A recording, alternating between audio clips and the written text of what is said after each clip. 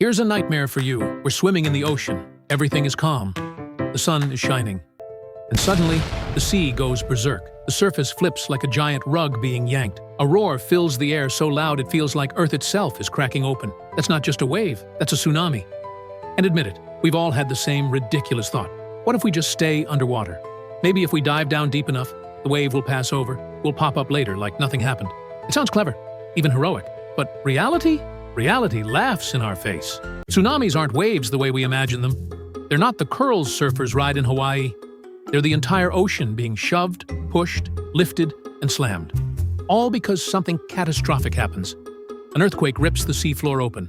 A volcano explodes underwater.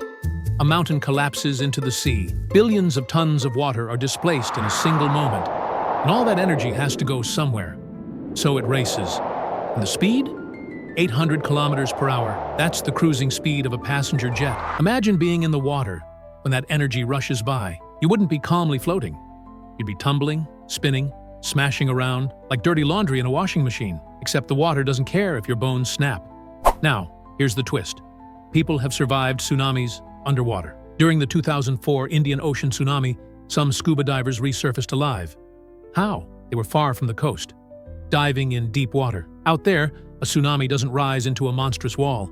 It passes like a long, low ripple, a surge you can actually ride out, if you're deep enough, and absurdly lucky. But let's be clear, that's not a survival strategy.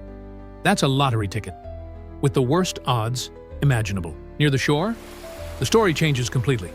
Physics decides to ruin everything. The bottom of the wave slows down as it scrapes against the seafloor. The energy doesn't vanish, it compresses upward.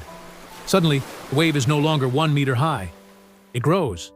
10 meters, 20 meters, sometimes taller than a 30-story building. Now imagine trying to hide underwater near the shore. The tsunami doesn't just bring water, it brings debris.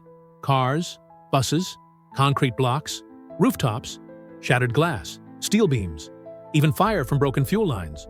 You're not just drowning, you're being bludgeoned from every direction. A floating refrigerator can kill you faster than water filling your lungs. That's not a metaphor. That's physics plus chaos. The raw heart of a tsunami is energy. Pure, merciless energy. A normal upward jolt in the earth? Not enough. But a sideways shove of the ocean floor? That launches a vertical column of water, and gravity drags it outward in all directions. In the middle of the ocean, that energy stretches thin. The wave is barely noticeable, maybe a meter high, almost invisible to ships. But as it approaches land, that energy gets squeezed, like toothpaste forced from a tube. The wave slows to maybe 40 kilometers per hour, but the height skyrockets. And that skyscraper of water doesn't politely stop at the beach. It charges inland, crushing buildings, swallowing streets, dragging everything back out to sea.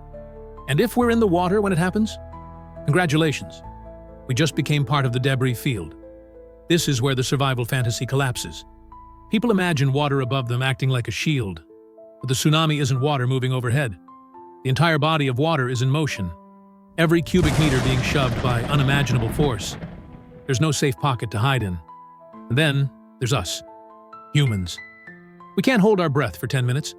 Not while concrete slabs, cars, and barbed wire tumble around.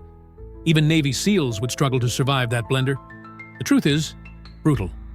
Underwater is not safety. It's just a slower, more chaotic way to die. So where does that leave us? If a tsunami is coming, and we're already far out in the deep ocean, ironically, we might be safer there than on the beach. That's why ships sometimes ride out tsunamis without even noticing.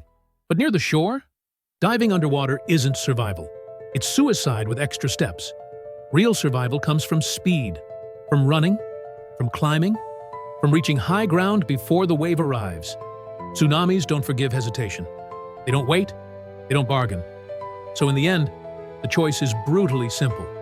Be shredded apart in the chaos of the wave, or run with every ounce of strength, and live to tell the story. That choice isn't made in the ocean. It's made in our legs, our lungs, and our will to survive. So when the sea roars and the ground shakes, what will we choose?